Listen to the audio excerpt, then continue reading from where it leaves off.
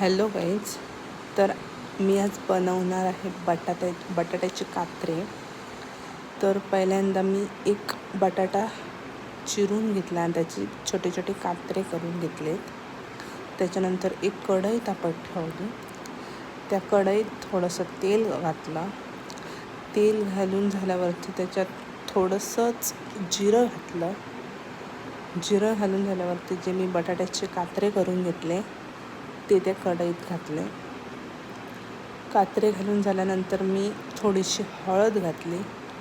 हळद घालून झाल्यावरती मीठ घातलं त्याच्यात चवीनुसार.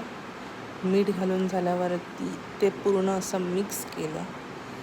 मिक्स केल्यानंतर परत त्याच्यात मसाला घातला. मसाला जरा माझ्याकडनं जास्तच पडला. तर मसाला घातल्यावरती पुन्हा एकदा ते सगळं मिक्स केलं आणि तयार आहेत आपले बटाट्याचे कात्रे. थँक्यू.